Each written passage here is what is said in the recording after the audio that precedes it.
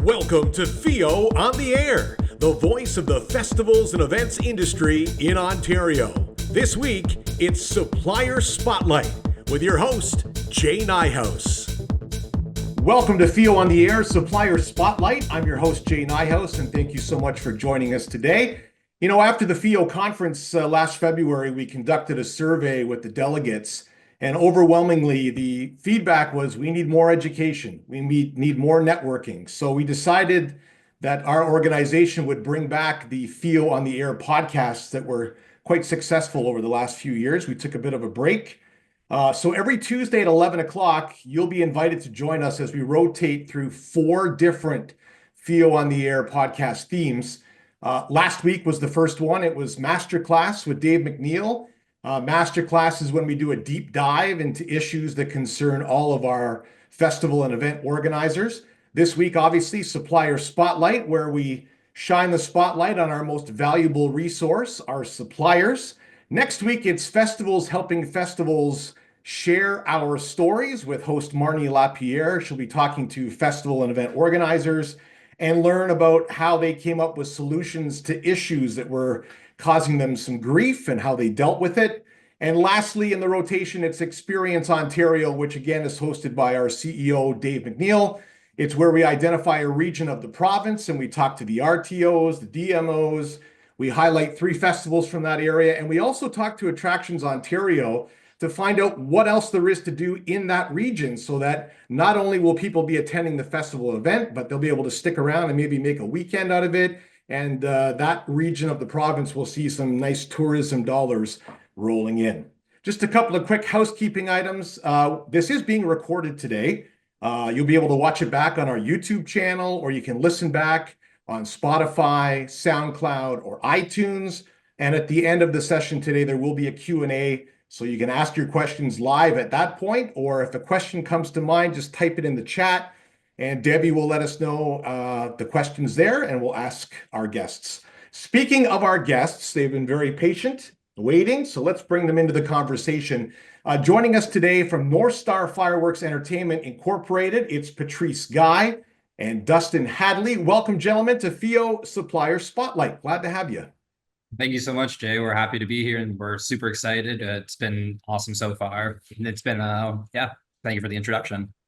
So you and I had a great conversation at the conference a couple of months ago, and that's kind of where I got the idea to have you as my first guest.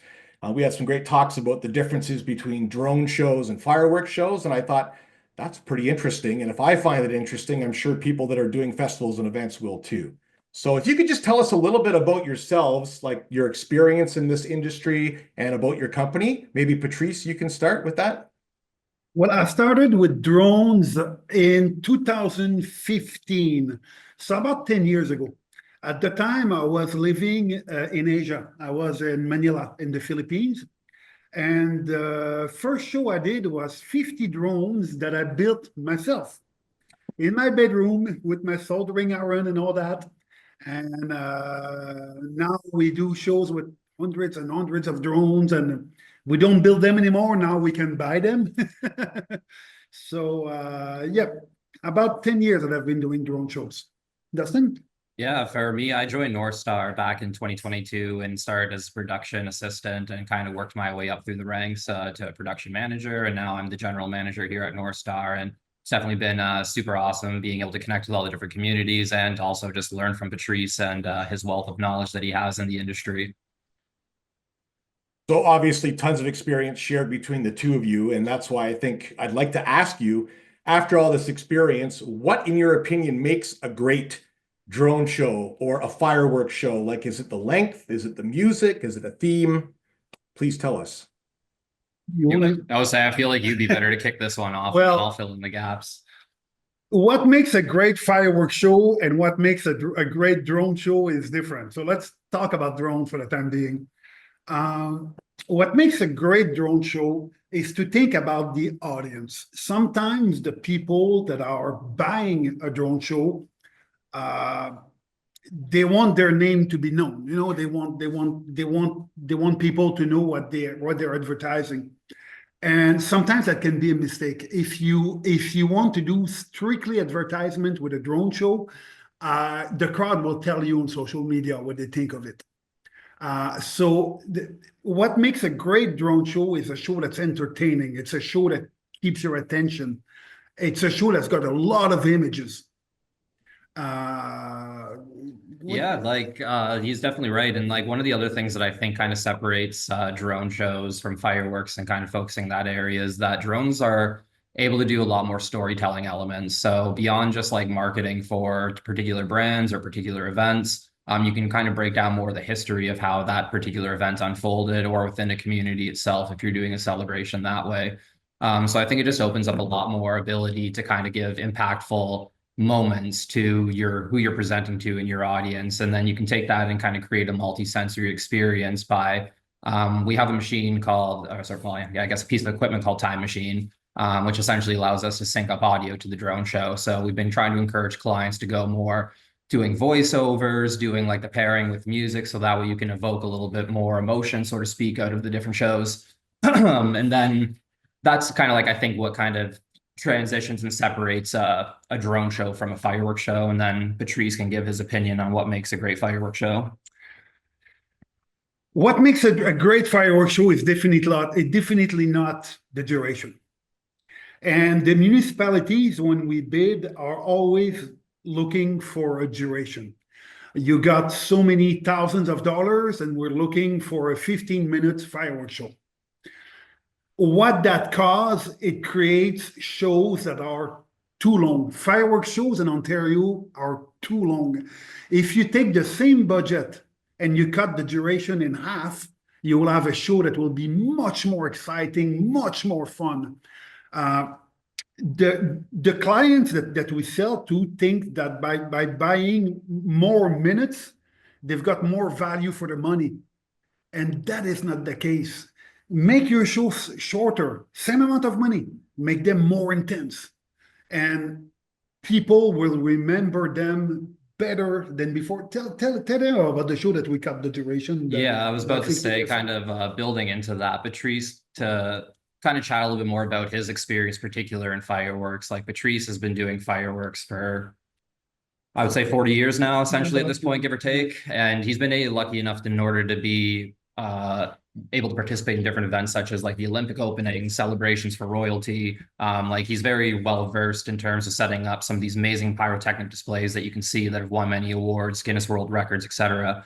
And so by using this information, we've had one of our clients like this past year that trusted us enough to kind of go into the direction that Patrice was just mentioning, where it's like, hey, you know, you have this budget, traditionally speaking, we try and shoot it at this particular pacing.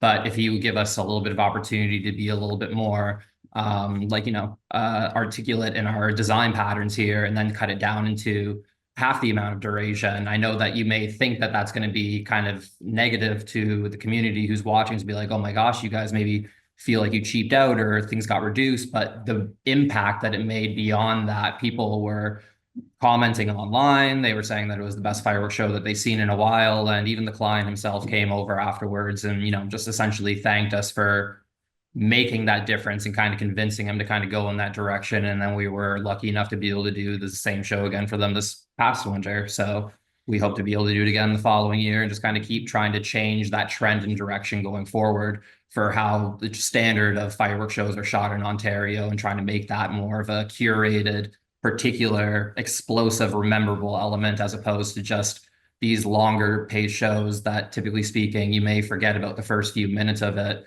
because it just ended up going for so long, but you'll always remember the finale, for example.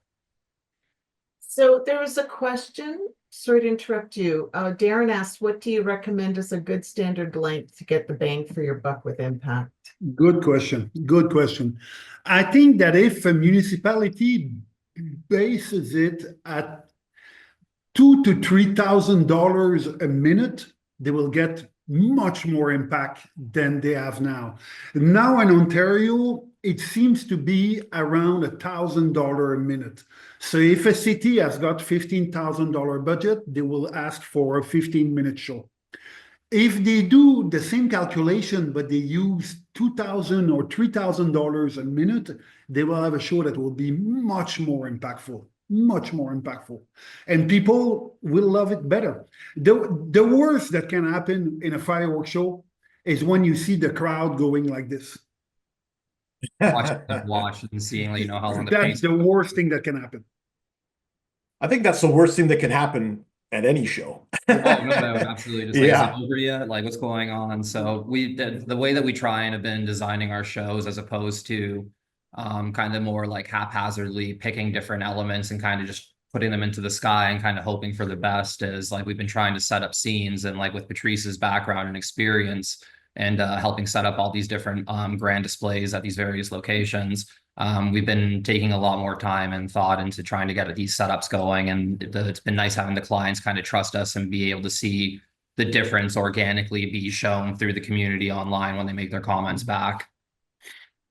Okay, so obviously a drone show can do things that a fireworks show can't. Yes, Could sir. you maybe let festival and event planners know the types of cool things that they can expect a drone show to be able to do for them? Well, if you talk to the guys that sell fireworks, they will tell you that a fireworks show is much better. If you talk to the guys that do drone shows, they will tell you that a drone show is much better. We sell both. We sell fireworks and we sell drones. There are places that we go that we will never sell a drone show in 100 years. What they want is fireworks. That's what they had. That's what they like. And there are other places where we started doing drone show, and they will never go back to fireworks because they love it. So it's really a question of the atmosphere that you want to give to your evening. A drone show is quieter. A drone show allows you to tell a story. A drone show allows you to put the spotlight where you want it and tell the story that you want to tell. So it's a different tool than a fireworks. It does not replace it. But what works very well for the people that are not sure and want to try it is keep a bit of a budget, do fireworks at the end of the drone show. So do both. Try it like that. And that's where we've been kind of trying to more encourage our clients to go between that fusion of adding in audio paired in with the drone show, and then also rolling that over into the fireworks category. We're proud to be the only company in Canada that offers all of these services in-house. So we're able to basically be able to give a little bit more leeway in terms of setting up these designs and creating some different types of creative elements that normally wouldn't necessarily be implemented between two separate entities working together. So it's definitely been a challenge. It's been an experience, but we're proud to be able to go out every single day essentially and test different practices, theories, applications on real world scenarios. As you can see, I may not be as dressed professionally as I'd like. We're actually going out today for a show. And so we're pretty excited for that. But, you know, with the weather's a little bit against us, but at this particular second, but we're also proud to be the industry winter warriors, I guess we like to call ourselves, in the sense that like this past winter, we ended up doing over 50 shows, ranging between 38 degrees to -10 degrees. So when that kind of started and unfolded a few years ago, when we did a show for the Grey Cup Festival out in Saskatchewan, and people kind of saw the opportunity that drones could be implemented for different festival celebrations, in more of a winter atmosphere as well. So that kind of opened the door for more of these Christmas tree lightings, holiday celebrations. We did a Lunar New Year show for Conestoga College, for example. So it's been really nice to be able to kind of go and help support all these different communities, events, give different representation for everything, and just kind of be a part of all the different aspects of Canadian culture. Debbie, you got a question there? Yeah, we do. Festivals do get questions about the environmental impacts of fireworks. Have they evolved to be environmental? So I guess what's the difference between Yeah, that's absolutely a great question, and like I'll try and be as honest as I can with it. The biggest thing with fireworks is no, to answer the initial question, I don't personally believe that they have evolved to a degree, but at their core, fireworks have remained the same for essentially the past 4,000 years. Yes, they do offer a little bit more, I guess, environmental impacts in terms of not necessarily just like the physical smoke and the aspect of being able to possibly transition into a forest fire or wildfire if like debris catches and pulls over. but also sound and impact for animals, for veterans, things in that nature there, where drones, they also offer the ability to kind of mitigate a lot of those environmental factors themselves. I'd say that the biggest kind of drawback overall with drones is just the having to constantly charge the batteries, which obviously that pulls like electricity in order to do that, and like electricity can be generated in a few different ways. So in terms of like green impact versus not, like we'll have, for example, a few different generators running typically when we have on site in order to power the ground control station for the drones, versus like obviously you'll have the smoke and the fallout and debris from a fireworks show, for example. So kind of cross comparing the two different, I guess, environmental aspects there is how I would break it down.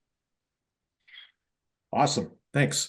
So what I'd like to do, I thought this would be kind of a fun exercise, is I'd like to do like a mock simulation of the step-by-step process that a festival or event would need to go through to book a drone or fireworks show with your company. Is that okay? Absolutely. Let's do it. Okay, so I live in a town a few hours away from any major centers. We have a population of about 35,000 people. We've noticed that our community seems really fired up about the tariffs that are happening right now.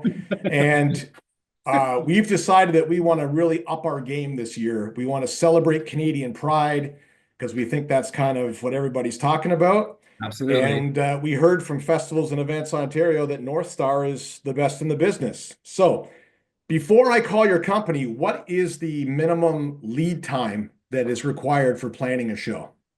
Absolutely. Do you want to take this one? You can do it. Okay, cool. Yeah, so basically, essentially, I would say recommended lead time would be as long as possible to be, you know, as open. But like in a perfect, if I have to give a number onto it, 30 days, please, and thank you. Within 30 days, we can end up being able to get the designs rigged up, be able to have all of the permits put into place, be able to have the trailers loaded, its crew put together, and everything kind of drawn and put logistically in motion.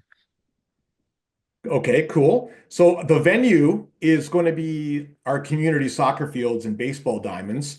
Now, there's townhouses that surround the fields. They're far enough away that a baseball can't hit them, but if you are standing at home plate at the diamond, you can clearly see people on their back patio. So I'm wondering, what are the minimum space requirements for launch and landing zones for drones and fireworks? We need about 1,000 foot, a circle, about 1,000 foot in diameter with the drones in the middle. So what we can do if your baseball field is too small, if there's a section of the baseball field that touches a forest or things like that, we take off. We don't go too high. We go over the forest and then we do the show there. After the show, we bring them down, bring them back into the field.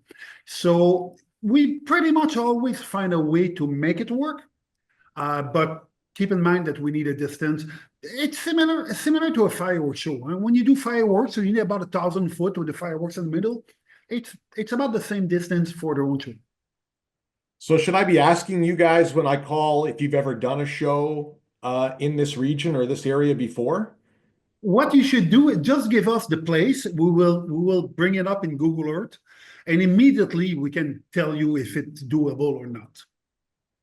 And we'll follow that up by actually booking an in-person site visit with you. So that way we can come to the site, just check for any obstacles, do any clearance checks. So that way, if there's any power lines, anything that was individually missed, any new construction that's starting in the area, we just make sure in case Google Maps hasn't been fully updated, that we do our due diligence and make sure.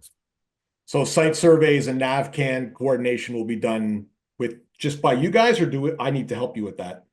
Yeah, you can absolutely come and join us. We are always welcome the clients to be able to come, just to be able to kind of build that relationship, chat a little bit more about the show, the different ideas, concepts, what they think is important to the community. That's kind of like where I believe that we've been trying to, or at least myself, have been trying to kind of push on my sales direction towards is Patrice and I both live in smaller community overall now, and kind of being able to have a lot more pride in those smaller communities, I guess is the best way to describe it. And then they have a lot of like history and everybody seems to know hey, my family's lived here for 3 generations, et cetera. Did you know this used to be the old farm, et cetera, et cetera? Is there any important landmarks in the area that are really important in the community? We just like to be able to kind of have those conversations with the client. So absolutely, please attend the site visit. Come walk around with me. Let me know what your vision is essentially, so we can not only meet your expectation, but hopefully exceed it. And insurance and permits, is that handled by your company or is that on my organization? That is all handled by us. We go through and we make sure that we have, basically what happens is there's a requirement for drone flights called a SFOC, or a Special Flight Operations Certificate. We have one held for a year-long duration through NAV Canada, and then essentially we would need to connect with Transport Canada should there be a hospital, an airport, something along those lines within the initial flight area. So that way we can make sure that we have all the proper permissions. If there's any emergency orange evacuation vehicles for flight choppers, things like that, that they're aware of when the actual show will be taking place and there's no collisions or further incidents. So obviously the safety of the people in my town is going to be my #1 priority when I'm planning a show like this. What is your safety protocols and emergency procedures during a show? Well, the way it works is that we have observer. And the job of an observer during a show is just to keep his eyes on the horizon. Usually we'll have 3 or 4 of them. One will take north, one will take south, another one will take west and east. And these people are in touch with the pilot at all times. If they see people entering our field, they will immediately go. We will try to get public security if there is not, we'll go talk to them and try to push them out of our zone. If there is a situation where it becomes dangerous, we get near the end of the show, drones are ready to land and people are there, we'll pause the show. Drone will stay in the air until that is resolved, then we'll bring the drones down. The most important thing to us is the security of the spectators. We're lucky that we have never had anything on any shows that we did, but you know, if you come to see us during a show, maybe we will not be so welcoming. we definitely try, and when we have like show days, like to answer the question more about like safety, in addition to that, like the actual physical observer that we have on the field, we have a piece of equipment to kind of go and check like incoming flights in the sky, things like that. So we just kind of are aware of what the situation is above us. But we also have the geofences that are set up in the ground control station. So that way, if the drones end up hitting a certain location in the show, they end up, #1, just kind of doing a slow land back down to where they hit that soft fence. And then we also have a secondary hard fence set up, which then they'll do, unfortunately, a little bit of a quicker drop, but they will still come down. But that's basically how we try and secure the site overall, in addition to just connecting with local volunteers and things of that nature. Like typically speaking, like to Patrice's point, we haven't had many issues in terms of security on sites and safety, because the communities usually want to see a drone show and want the event. They want to have a celebration and they don't want anything to be put on pause, especially if it's something that's going to be kind of, focused on celebrating them in particular. So they're all very keen to kind of watch and see and kind of be amicable working with us and kind of taking a step back if need be. So you mentioned you've got an observer. How many other staff should I expect you guys to be bringing on site for a show? No, that's an excellent question.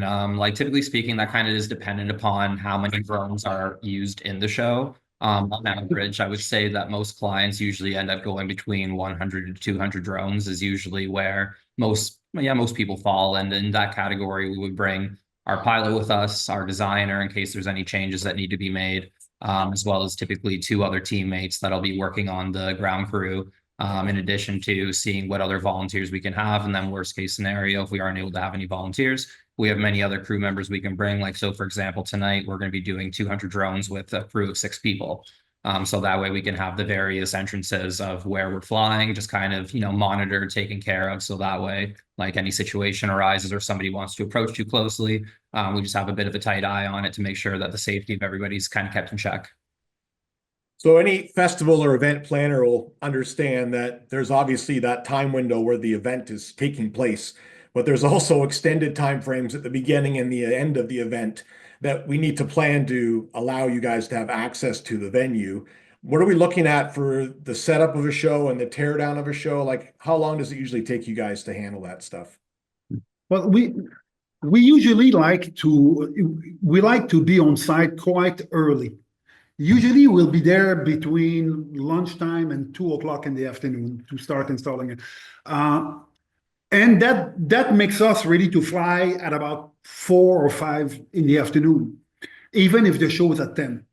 And the reason why we like to be ready ahead of time is that if there's anything that is not working the way it should work, it leaves us enough time to repair something, to change a piece of equipment. We have backups. So we like to have enough time to be comfortable and not run and not be stressed. Rest and rushing Yeah, around. exactly. We try to be as relaxed as we can, especially trying to, obviously controlling that many drones in the sky. We want to keep our pilot as laxed as we possibly can. So making sure that the crew is well handled and we are prepared for all the different situations. Like Patrice said, we bring backups of all of our cables, our antennas, the computers, batteries, etc., and we make it all happen. And during the day while we are setting up, there are some shows that we do that the customers are very, very interested. How does it work? How does it fly? So oftentimes we'll also organize visits during our setup. That we know that at 5 p.m. there'll be 20 persons coming from the city, half an hour only for them, and we show them everything, how it works, how it's controlled. So that's something that we really like to do, especially when we go to university or colleges. Yeah, it's always nice to be able to have like the different people come over and just get a little bit more education on how it all works. And one of the more common questions sometimes we get more often is how is it all controlled? Well, is there 100 people kind of hanging around and you have 100 controllers? I would love for us to be that coordinated. Please don't get me wrong. No, it's all pre-done. Like we kind of have the running joke around the shop that for every 12-minute show for a drone show, that there's essentially 200+ hours of work that kind of go behind that in terms of like the animation, the permits, kind of all the different working parts for the getting it going start to finish. So that's pretty awesome. You could, as an organizer, you could come up with like a VIP experience with VIP guests and get a tour. Get a backstage tour. Absolutely. It's offered to everyone who wants to come. We're in love with what we do. Even though we do it every week, for us, it is still magical. And if we can take our client and get them that excitement and, so we just want our client to be as excited as we are. I can see it. I can see it just talking to you now, the passion that you guys have for your job. It's amazing. I was like, yeah, he nailed it. And I can't say it any better. Like, honestly, that's why I do my job and why I keep kind of sticking with it and being as dedicated is just, I love being able to support the different communities and getting the feedback of, hey, that was so awesome. The claps, the cheers, the applause. Wouldn't have it any other way. So just one more quick technical question before we get into some of the fun, creative stuff that you can work with on a client. You mentioned the biggest challenge with drone shows is recharging the batteries.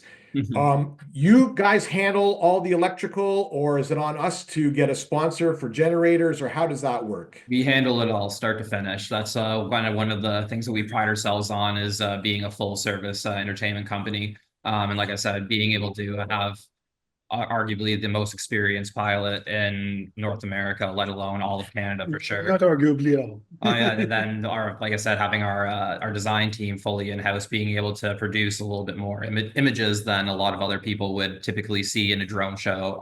It's definitely been something that we're really, blessed and privileged to be able to have and be able to kind of present and give back towards the community to help bring an amazing show and event possible to them. I mean, just for those that are in the room listening right now, let's just recap. You hire NorthStar. They handle your insurance. They handle setup and tear down. They'll do a VIP experience for you. They'll do permitting for you. They'll do a site survey along with you, working hand in hand to get a show done in perhaps an area that might be a little bit challenging. I mean, you really are a one-stop shop. Makes it very, very simple for planners to get the show that they want with little to no headache on their part. Exactly. And also, when you say that we help them getting the show that they want, our show is complete. The way our show is designed, we submit videos of our show ahead of time for acceptance by our client. So they will see a complete video of the show before we fly. And then they can say, I like it, but the scene number 4, can you change it?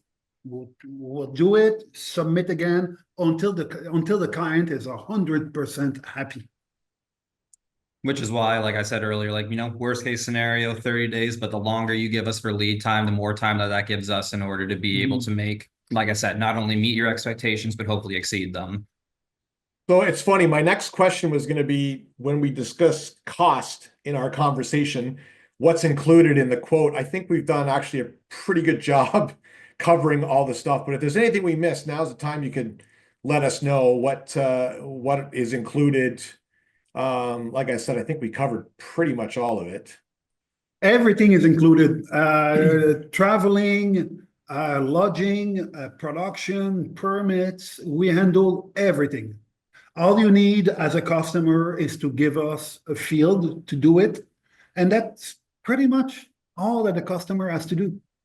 We try and pride ourselves in kind of staying out of your hair, so to speak, the day of the event, because, as as event planners, there's so many different moving parts going on to an event that we try and do our best to, minimize the impact that we have on trying to capitalize your time and take it away, since you have enough going on already. We just want to be there and just get our thing done and make sure that we're out of the way and no problems on our end. That's awesome. And as a festival and event planner, I can't imagine anything better than just having that entire piece of the event completely handled and you don't have to worry about it. So that's pretty cool. So planners are creative people. That's where all the cool ideas come for all of these festivals and events. There is going to be a conversation at some point, I assume, about creative, what they're looking for in the show, how they can collaborate with you guys. I'm assuming there's a design team that you guys have, or maybe it's you two as well that do the design. But just talk a little bit about that collaborative process where festivals and event planners come to you and say, here's what we're looking for. Can we pull it off? Yeah, no, absolutely. So we are pretty privileged to be able to have an absolutely talented designer on our team, and he has a background in game animation. So he's been a very creative and artistic individual naturally, and then it was just an easy transition for him to be able to kind of pick up into our team and be able to bring all these different concepts that we speak to our clients about to life.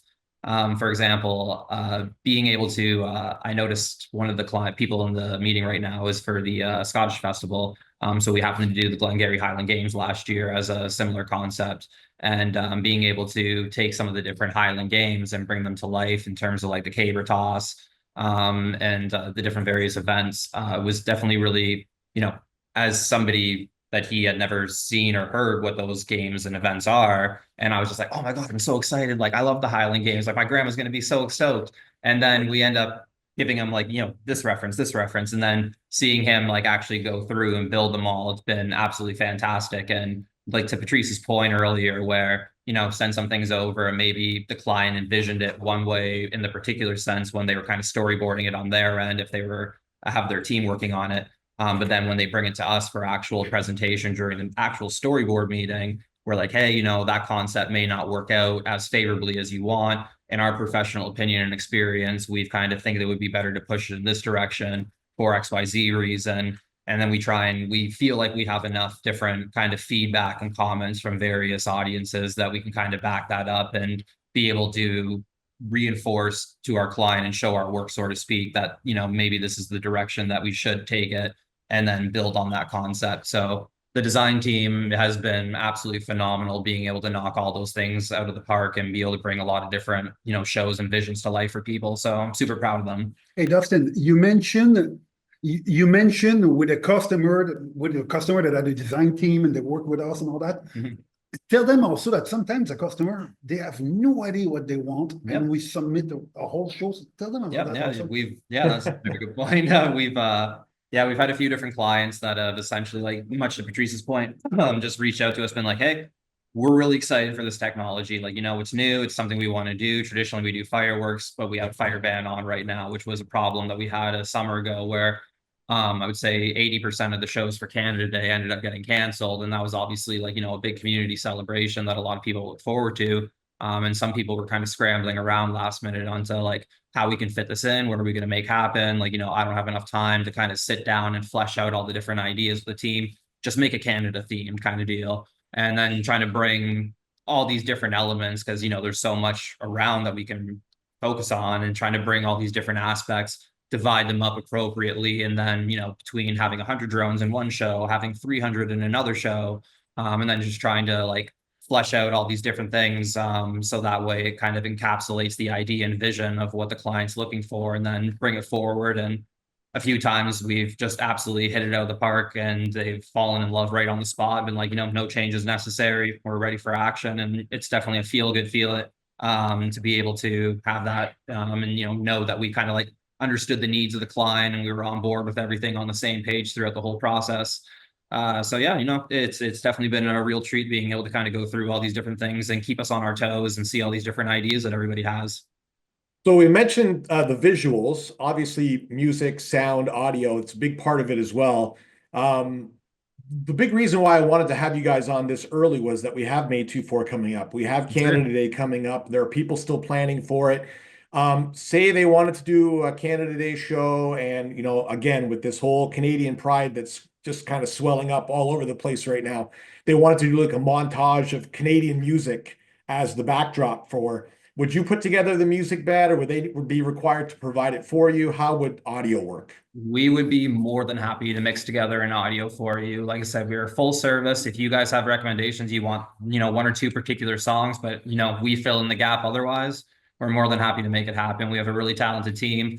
Some of our past team have been, DJs on air. Like a lot of us have worked in various facets of entertainment and such. So it's being able to utilize everybody's different strengths and resources has been definitely one of the cooler parts of working on this team and kind of seeing what we're able to achieve and be capable of. And are there any fees like SOCAN or anything charged with music? Yes. If there's no fees to prepare the soundtrack, for you to play it, you need to be with the law. Understood. And that's the client that plays it that's responsible for it. Yeah, and that's pretty standard for pretty much anything you do. Most with municipalities music, already have something going on with SOCAN. So just a couple more quick questions. You did bring up that, and I think this is so neat. You can literally sit down with the client a week or two out with a complete simulation of the show on a computer. So they can sit there, see the visuals, hear the music, see how it all syncs up, and literally experience the show and make any corrections before it goes if there's any that's required. Yes, sir. And the software used to create that video is the same software that we use to program our drones. So you know that the video that you will see will be absolutely identical to the show. Wow, that's really cool. It's nice you've got a picture in your head, but it's so nice to be able to actually visualize it and see it happening, to see if it's working. Yeah, and sometimes you got clients coming to us. They're so excited about a particular scene that they see, and we create it, and they look at it on the screen and they go, "Nah, that's not what I thought." And we help them, we modify it, and. So my last question, obviously, for most towns, municipalities, they're working on a pretty tight budget. And there's going to be a concern that if something happens, if a cancellation is required, what's going to happen, and what's the refund policy going to be? Yeah. All right. Yeah. So I can do it if you want. Yeah. Basically, long story short, we try and encourage our clients to make a rain date, number one, when we try and do the initial booking of the show. So if you have like a multi-day event, let's try and make it for like the first day of the event and the last day of the event. So that gives us a little bit of a window and flexibility in order to make sure that we're able to get the entertainment up in the air, so to speak. Beyond that, like let's say worst case scenario, it's a week-long event and there's a week-long storm rolling in. Oh my gosh, what are we going to do? We will end up doing a 365-day rebook with the client within that time frame, whether it's a municipality and they want to apply that towards a different event, like, hey, it was a Canada Day event, we shift that to doing something in the winter or for New Year's or something along those lines. we're more than happy to be able to do that for you, assuming that we have availability that time. But that's basically what we end up trying to do in terms of like a weather cancellation policy, force majeure sort of situation. There are no fees for that. And yeah, there's no additional fees for that. It is essentially just, yeah, we do a 30% deposit in order to book in your show, make the animations and do the permits. And then that ends up just holding over for whenever it is you wanted to do your show again. Well, gentlemen, it's obvious to me why your company is very successful. Watching you talk about your jobs and your work, and you just get excited. I can see the excitement just, talking about it. We'll say we did have a drone here as well. One of the birds to be able cool. to kind of show off, just in case anybody wanted to give like a little bit of a visualization on them. Kind of just as a quick little last minute tidbit about the drones themselves. We've invested in a slightly larger frame for the drones themselves over this past year, as well as in the winter. We ended up getting a new GPS systems added into them, which adds a little extra layer of security. And the ability to have a little more flexibility in our show for visual purposes. So when you're looking at everything and got the nice clean sharp edges. 24 frames per second. Yeah, also. exactly. And we did the firmware upgrade so that way we can fly the 24 frames per second. And last but not least, with those larger frames, that kind of leads me into my last little tidbit about weather. I know that a lot of people kind of ask more questions about weather, like what's possible, what's not. Especially on the West Coast. Yeah, West Coast is being a little bit more unforgiving with the winds a lot of the time, I guess is the best way to describe it. So that's why we ended up swapping over to the larger frames. Gives better stability in the winds, where a lot of other drones, you may have to cancel your show at, let's say, for example, between 15 and 20 kilometer an hour winds. We're able to fly up to 30 kilometers an hour, which ends up being able to give us a little bit more flexibility in what we're able to do. In addition to, naturally, drone shows are flown at nighttime, which usually the wind dies down after the sun goes down a little bit more anyway. So overall, it gives us the ability to have a higher success rate with our flights than a lot of other situations that may unfold. All right, so my simulated town is going to hire you guys because I loved everything I heard, and we're going to have a kick butt show, and I'm excited about it. So we're looking forward to do a simulated show for you. It's simulated money too, so I hope that's okay.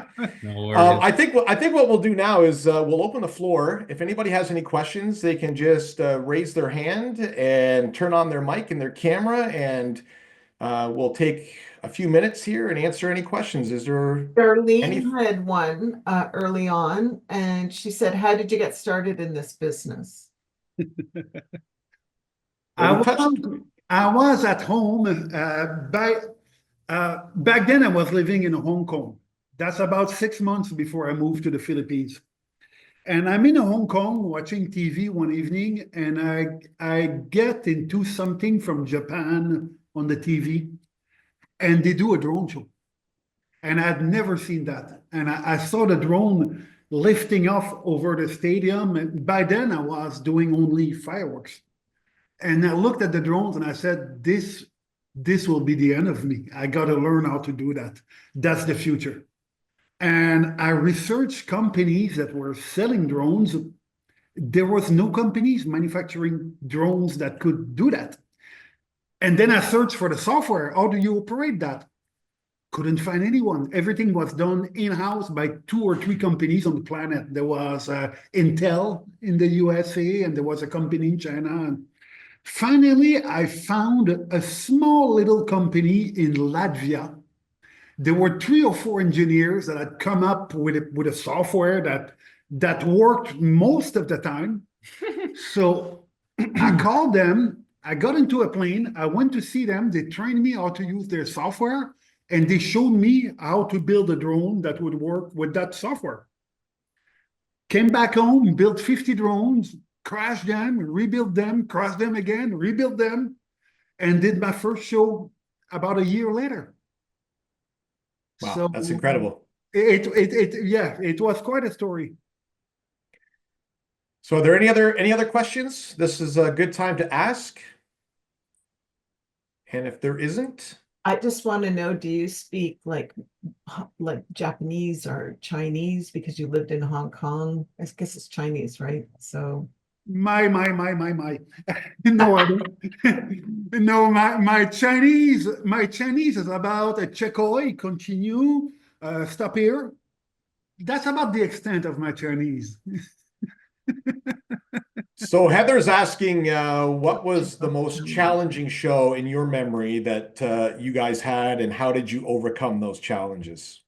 That has got to be the Grey Cup, right? Oh, 100%. I was gonna say, like, I was just waiting to see like what your answer was, but yeah, no, absolutely. The Grey Cup was definitely the most daunting show we did, and it was Minus 38. yeah, it was minus 38. We did 300 drones, and it was the biggest challenge obviously being the temperature, because I was kind of mentioning a bit earlier to Jay prior to us kind of having the lobby opened up to their visitors and guests, that up until that time, a lot of people didn't look to drones as something that would be able to be utilized in winter or cold weather. But then after being able to execute that show, we were able to kind of open up that idea to everybody that we can fly in the cold. And flying in the cold is definitely doable, but I will note that there are some certain tricks and nuances to it that we've been lucky enough to kind of gain in our experience of being able to go through that situation.